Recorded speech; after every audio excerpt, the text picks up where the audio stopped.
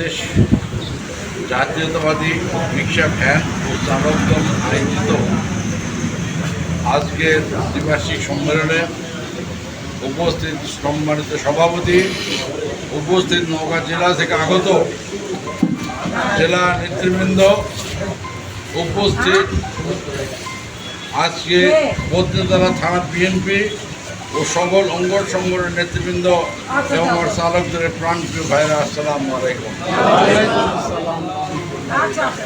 অনেক নেতাই বক্তব্য দিলেন, নিশ্চয়ই কিছুটা বুঝতে পেরেছেন।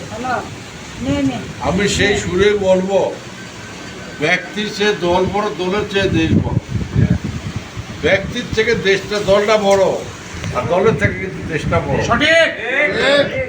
এখানে পদ নিয়ে এলেন, পদ নেওয়া বড় কথা নয়, পদ রক্ষা করা বড় কথা। কে কতখানি পদ রক্ষা করবে সেটাই হলো বিবেচ্য বিষয়।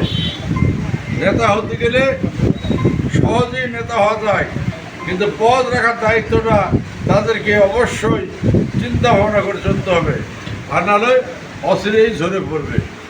তাই আমি বলতে চাই যে আজকে চালক দল গঠন হলেন, জেলা নেতৃবৃন্দরা আসছেন, ওনারা বড় আশা করে আমাদের চালক দলটা গঠন করে দিচ্ছেন।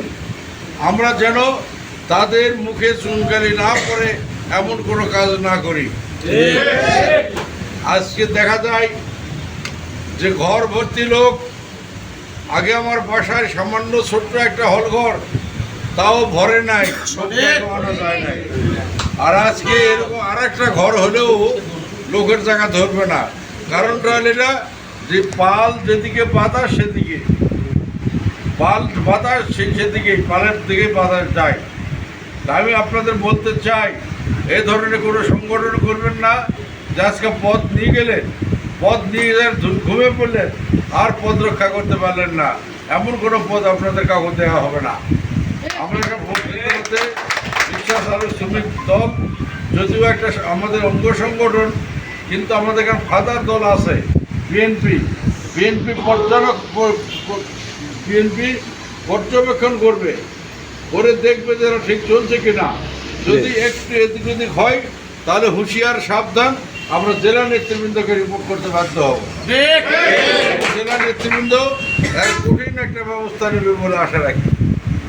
তো প্রিয় ভাইরা আমার, অনেকক্ষণ ধরে বক্তব্যই শুনলেন। বক্তব্য বড় কথা নয়, দায়িত্ব নেওয়া যেমন সোজা, দায়িত্ব পালন করা কিন্তু বড় কঠিন।